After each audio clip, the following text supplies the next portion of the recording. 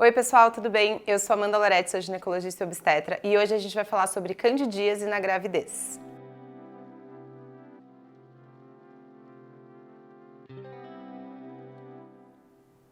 Já deixa um like aqui nesse vídeo, se inscreve no canal se você não é inscrita e me siga nas outras redes sociais que eu tô postando aqui embaixo, que eu tô sempre postando conteúdo sobre saúde da mulher e também é mais fácil de conversar comigo por lá. Bom, candidíase na gravidez é um corrimento, eu diria que o corrimento mais comum que pode acontecer durante a gravidez e talvez o corrimento mais comum que pode acontecer na vida da mulher.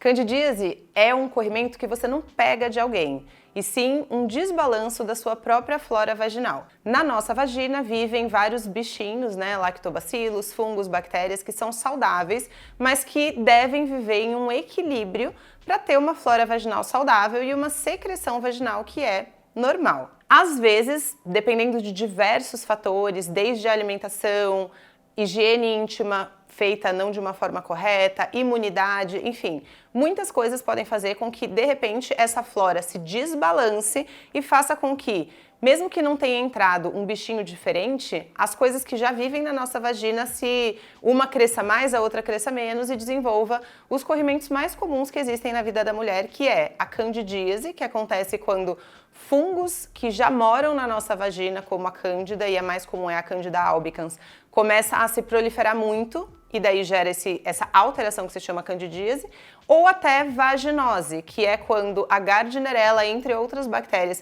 que também são bactérias que vivem na vagina, então o problema não é ter essa bactéria, e sim quando por algum motivo ela está em muito mais quantidade do que seria o normal, gerando o corrimento clássico aí, da vaginose bacteriana.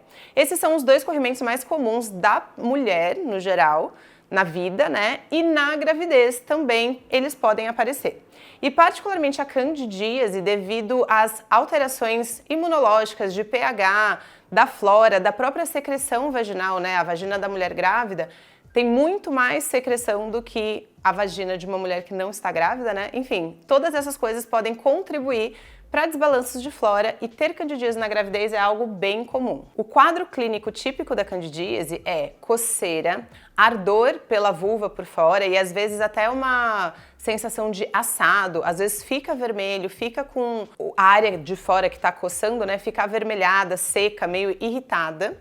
E por dentro um corrimento bem típico, que é um corrimento branco com pedaços, até pode ser um pouquinho esverdeado, não tem nenhum cheiro super característico e ele tem a principal característica é que ele é um corrimento branco com pedacinhos brancos sólidos, então a gente fala que ele parece um leite talhado. Esse é o quadro clínico típico da candidíase, esse corrimento ele é diagnosticado ao olhar mesmo, apenas de você descrever isso, a gente vê no exame físico e você contar que está com coceira e que está com ardor, não precisa de exames complementares para a gente fechar o diagnóstico de que isso realmente é uma candidíase. E na gravidez, a depender da idade gestacional, não é interessante usar remédios fortes, Às vezes a gente evita, principalmente até 12 semanas, usar medicações que são mais fortes assim para o corpo. Então, eu não vou falar nome de medicações aqui, existem alguns remédios que podem sim ser seguros, existem cremes vaginais que são seguros, mas nesse vídeo eu vou falar sobre alguns cuidados naturais que você pode fazer, particularmente se você está tendo crises de repetição de candidíase na gravidez. É claro que, estando grávida, é muito importante que a gente trate todos os corrimentos que apareçam, que deem alteração, porque não é legal, assim, ter uma flora vaginal desbalanceada pode aumentar riscos gestacionais, como risco de colo curto, risco de parto prematuro. Tem alguns estudos que estão sendo desenvolvidos agora, analisando inclusive a quantidade de tal lactobacilo para tal lactobacilo, Então, sempre que você tiver um corrimento, você deve falar com a sua equipe, ele deve ser tratado da forma adequada, mas existem alguns cuidados naturais que você pode fazer além dos remédios que estão te passando, e que talvez ajudem a aliviar os sintomas, ou particularmente se você tiver um quadro de repetição, para evitar de ficar tomando remédio várias vezes ou usando cremes várias vezes durante a gravidez, talvez esses cuidados te ajudem. A primeira coisa é a questão dos hábitos, Isso serve na gravidez ou fora da gravidez, mas é muito importante que você deixe a sua vulva respirar. Pensa que o fungo gosta de quente e abafado e úmido. Então, se você coloca protetor diário, por exemplo, você está ajudando o fungo, então usar protetor diário é uma coisa super contraindicada em qualquer momento da gravidez. e da vida, na verdade, né? E particularmente se você tá com corrimento, e daí você me diz assim, mas se a minha secreção tá muito intensa, ela fica molhando a minha calcinha e eu me sinto molhada, e por isso que eu pus o protetor. Mas nesses casos, se você tá incomodada com a sua vagina tá muito úmida, a indicação sempre é trocar de calcinha várias vezes ao dia. O tipo da calcinha que você usa faz toda a diferença, tanto no aquecimento da vulva, na irritação da pele e até na própria sensação de molhado que você diz estar sentindo. Se você está usando uma calcinha que é 100% algodão, e aqui assim, tem que ser 100% algodão, não adianta ter só o forro de algodão se o tecido que está cobrindo o forro é um tecido de microfibra ou renda, que é um tecido sintético que esquenta muito mais. Se você está usando uma calcinha 100% de algodão, você sente muito mais uma sensação de seco do que se você usa uma calcinha de microfibra ou renda. Né? Inclusive, até o cheiro muda dependendo se você está usando um tecido orgânico como de algodão ou sintético. Então, usar a calcinha 100% de algodão quando você precisa usar calcinha. E quando você puder ficar sem calcinha, tipo em casa, para dormir, ou se você está usando saias longas, assim, deixar a vulva respirar é uma coisa super importante. A questão da higiene sempre precisa ser relembrada, porque existem 1000 orientações por aí, mas na verdade hoje em dia a gente sabe que a melhor orientação, quando a gente está falando dessa região mais interna da vulva, né, na entradinha da vagina, dentro dos lábios internos, que é a região onde geralmente tem mais sintoma quando você está com candidíase, é não usar, na verdade, nenhum tipo de sabonete e apenas usar a sua mão com água para tirar toda a secreção que fica, né, em vez de usar sabonete, porque às vezes os sabonetes eles vão, na verdade, mudar a sua flora e atrapalhar no processo de cura ou até causar desbalanços de flora. Principalmente quando você usa, por exemplo, sabonetes bactericidas, porque você está matando coisas que na verdade deveriam não ser, né, estar ali presentes na sua vagina. É claro que eu sei que existem sabonetes que, eu até já indiquei aqui no canal, né, sabonetes que têm óleos essenciais e tal, e eles até podem ser interessantes no momento da crise, principalmente no sentido de aliviar o sintoma de coceira e de irritação, mas no geral, assim, como prevenção, se você não está sentindo nada, a melhor recomendação seria, na verdade, não usar nenhum sabonete e só usar as suas mãos e água para limpar, pelo menos essa parte mais interna da vulva. Agora, a parte dos pelos, da virilha, do ânus, daí sim, você pode usar sabonete, porque precisa lavar mesmo, né, assim, com sabão. Sempre lembrar que a alimentação está relacionada com candidíase, então uma alimentação rica em carboidratos pode piorar ou gerar uma crise, e na gravidez existe essa orientação meio geral, assim, não sei se vocês sabem, de não ter uma alimentação rica em carboidratos, não precisa ser uma dieta low carb, mas uma alimentação balanceada com uma quantidade normal de carboidrato. E aqui fazendo um parênteses, né, aqui no Brasil, a alimentação que a gente considera normal já é uma alimentação super rica em carboidratos.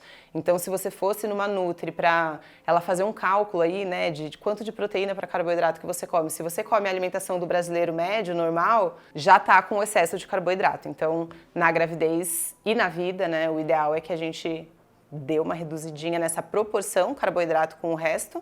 E talvez você note que quando você foi numa festinha, comer um bolo, daí no dia seguinte pode ser que isso deflagre uma nova crise de candidíase. E tudo isso que eu tô falando é muito mais importante se você tá tendo crises de repetição.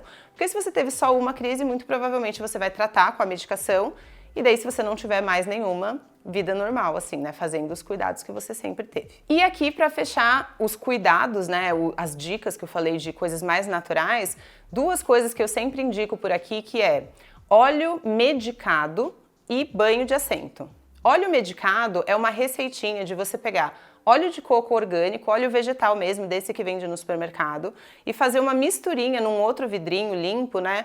De, por exemplo, 1 colher de sopa rasa de óleo de coco com algumas gotinhas, tipo 2 ou 3 gotinhas de óleo essencial de melaleuca ou mesmo óleo essencial de lavanda. Essa misturinha, ou seja, o óleo essencial diluído, é segura para você passar no seu genital por fora, e isso pode aliviar tanto os sintomas iniciais de candidíase como coceira e irritação, quanto em alguns casos até cortar a crise no início. Aquele dia que você já teve candidíase no passado e de repente começa com aquela irritaçãozinha na uretra, aquela pequena coceirinha ou pinicar, às vezes usar esse óleozinho durante uns 2 dias pode ajudar o seu próprio corpo a reequilibrar a flora e você não entrar numa crise aguda, assim, de candidíase. E a segunda coisa que eu comentei é o banho de assento. O banho de assento, principalmente se você, quando tá ali sentado no banho de assento, põe o dedo dentro da vagina, tira excesso de secreção e faz com que a água ali do banho de assento também entre dentro da vagina, é uma coisa bem interessante, com certeza para aliviar sintoma e às vezes mesmo para tratar uma crise aguda de candidíase. É claro que eu sugiro que tudo isso seja discutido com a equipe de vocês, com o médico de vocês, mas banho de assento com chá de camomila é algo que traz meio que um alívio imediato, principalmente quando está muito irritado, muito doendo. Às vezes você faz e é algo que você vai conseguir dormir, por exemplo, sem coçar. Tem um vídeo aqui especificamente sobre banho de assento para candidíase, em que eu cito algumas ervas e explico em mais detalhes como que faz o banho de assento. Então, se vocês quiserem saber mais, assistam o vídeo que está aqui no card.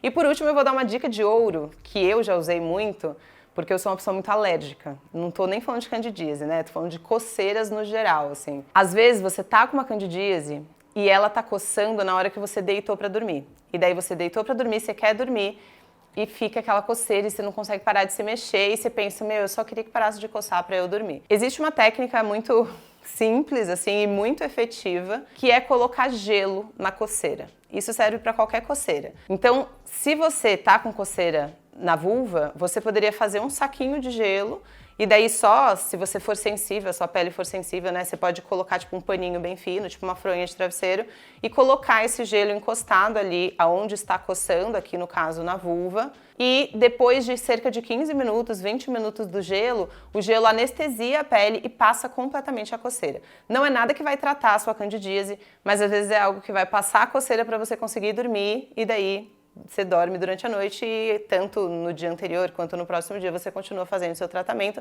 para realmente sair da crise. Mas essa é uma dica de como parar a coceira imediatamente quando você tá meio enlouquecida, assim, da coceira, né? Eu lembro que quando era criança, eu tinha muita coceira nas pernas, assim, na canela mesmo. E daí, às vezes, eu punha, tipo, aqueles gelos de farmácia que tem gel, assim, e punho, por exemplo, nas duas pernas para dormir. E daí dormir, durante a noite você vai chutar o gelo pro lado e tudo bem, né? Então fica essa dica aí para momentos de desespero. Acho que é isso. Candidíase na gravidez ela pode ser tratada das mesmas formas, basicamente, do que a candidíase fora da gravidez. É muito importante você não achar que qualquer secreção é candidíase, porque a secreção da grávida é muito maior do que a secreção da mulher não grávida, então sempre converse com o seu médico. Se você está achando que você está com candidíase só pelo aumento de secreção, provavelmente não é, porque a candidíase geralmente ela vai ter sintomas e a secreção normal da grávida é uma secreção homogênea, aquela que eu chamo aqui no canal e nas minhas redes de pastinha branca, ou seja, ela é homogênea, ela não tem texturas diferentes. E a candidíase ela tem uma textura diferente, ela tem a pastinha de base, mas ela tem aqueles pedacinhos brancos mais sólidos, que são bem característicos, né? Se vocês tiverem outras dicas para tratar a candidíase tanto na gravidez quanto fora, ou quiserem contar o relato de vocês, deixem aqui embaixo e até o próximo vídeo.